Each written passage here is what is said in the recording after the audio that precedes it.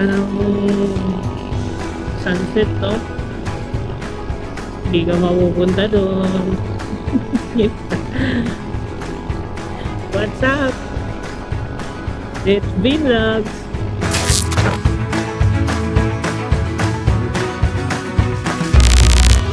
At ngayong araw nasa tukuran tayo, papunta tayo Iligan. Tingnan natin kung ano ng sitwasyon sa Iligan. Kung madami naman nagpo-post, no? So rin makita ng aktual kung ano na ba, okay na ba doon.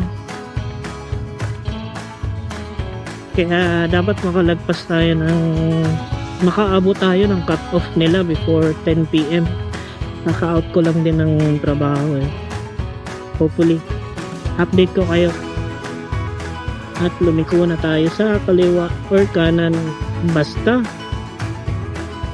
palabas na tayo ng tukuran kasi mag-shortcut tayo papuntang Papatag. Ito yung daan na hindi siya, bundok kasi kahit rural or yung mga bus hindi nadaan dito gawa ng sobrang tarik niya, pero doon tayo dadaan kasi mas mabilis.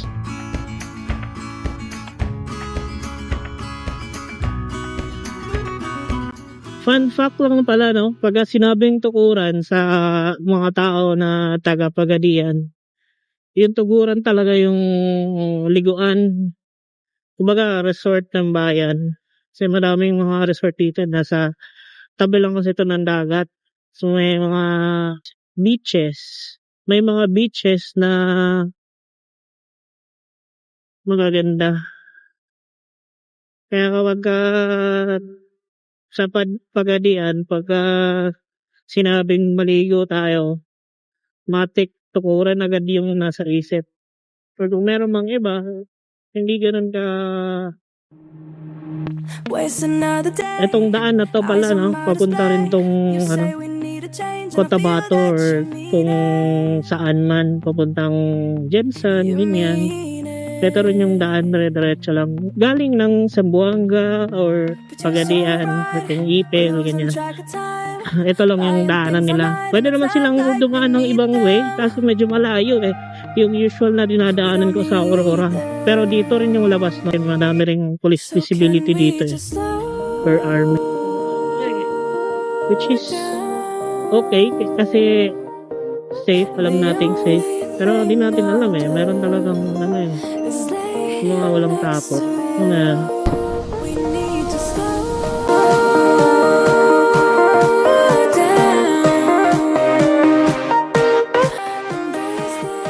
Kung wala ka talagang malakas na ilaw dito, tas gabi ka kagayan yan eh. Tang inaw. Kung wala kang ilaw, sapat na ilaw, magugulat ka talaga. Kaya iniwasan kong dumaan dito. After ko makadaan dito ng ilang beses, hindi na ako umulit kasi lalo na gabi ako bumabiyahe. Gulatan yung lubak dito eh pagka wala kang ilaw. Nasa coast proper na tayo ng Sultan.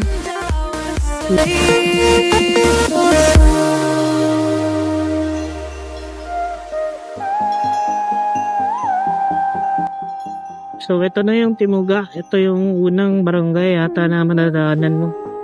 Kung mapapansin mo, sobrang basa ng daan kasi ang daming dyan. Kita nyo yung mga dilaw na yan.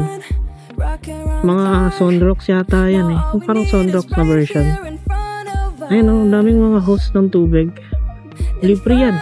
May mga truck dito naghihintuan para pa-cool down ng mga brakes nila, ganyan, mag-refill ng mga tubig kasi libre lang ata yung tubig dyan. Papunta na tayo nung tulay na issue sa flood control. Yung tulay na hindi matapos-tapos, ang ina. Ayun yung tulay na hindi ba rin matapos. Ayun o. Tapos ito yung alternate route na bakal lang. Tulay na bakal, dulos-dulos pagka naulan. Kaya paano kung dumiretso ka ng dumiretso ka ng tubig? Eh, sapa to eh. Ay river. Ito lang oh. Traffic. Ayan, big dyan to. Ayan, pag ito gumuho, lunod ka na lahat dito.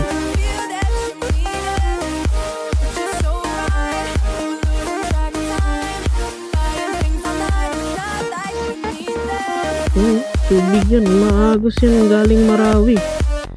Yung tubig na yan, galing pa ng Marawi yan.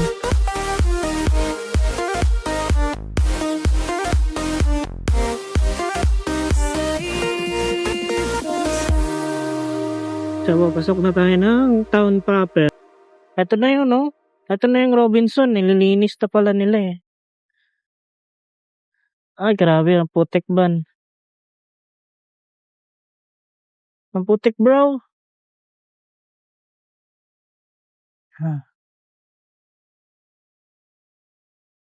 Grabe man yung basura, oh. Oh, grabe, oh, Robinson, kawawa, Brad. Ayan, oh.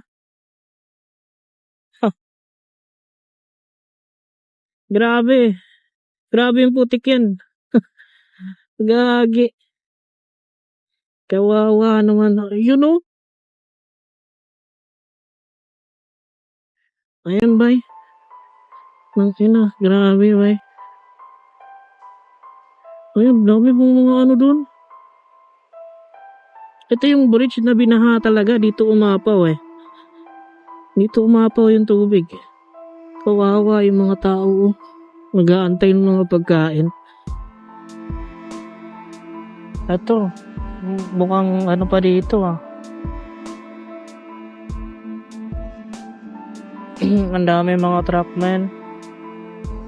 Sobrang traffic.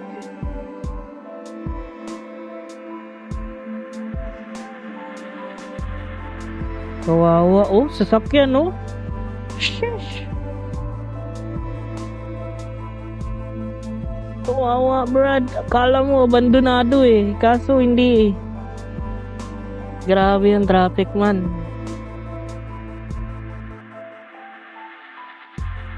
Ang ina, ito yung resulta ng hindi ng flood control ba eh.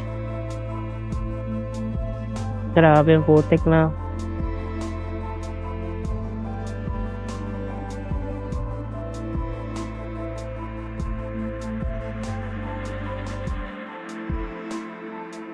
Ang ina. Ang ina, may baha pa rin dito, Brad.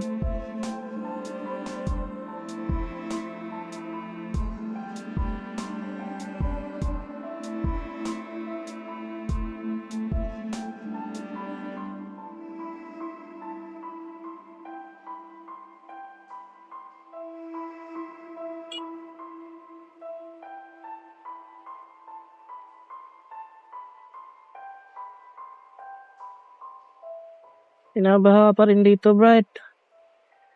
Putang ina, oh. Ayan, oh. Grabe. Grabe yung putik yan, bro.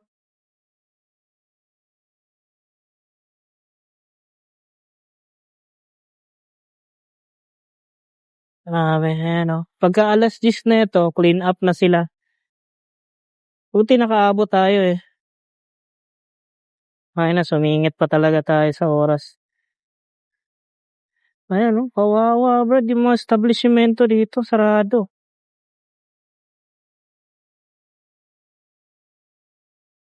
Lubog. Ayan, oh. Putang ina.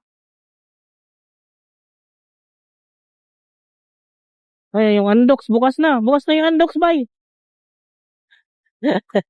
Pero ito putik ko. Tama naman putik ko. Ang kapal ng putik, bay. Buti hindi ganun kadulas yung putik eh. Walang lapagan ng paa to. Buti na.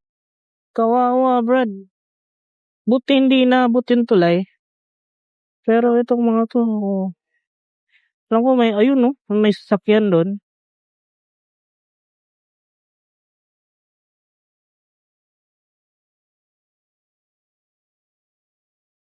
Ayun, sira yung sasakyan. Jeep. Tangina, parang ginulpi yung sasakyan man. Dulas. Nararamdaman ko na yung dulas. No? Parang ginulpi yung sasakyan ba? Kawawa naman kayo, sir. Tangina, ilang bihis yan, o 2 bihis binaha. Tiba-tiba na naman yung mekaniko neto. Oto.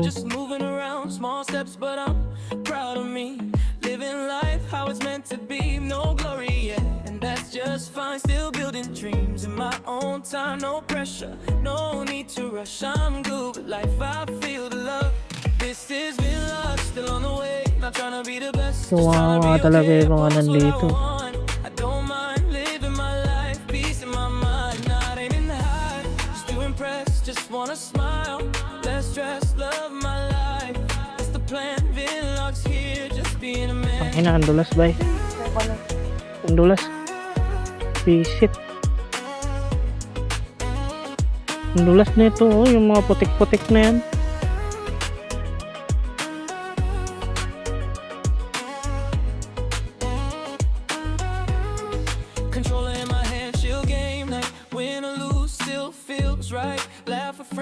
Buti itong ano, huwag tinamaan din to eh. Nalubog din yata ito eh. Grabe ang sukal bay. Ang alikabok. Tapos yung mga BPO dito may mga pasok pa rin. Alam ko may BPO dito eh. Ito binahalang yata ito mga hanggang tuhod. Pero yung dun sa may ano, Tubod Bridge, yun talaga yung pinakagrabe. Parang lubog yata yun. Naway safe.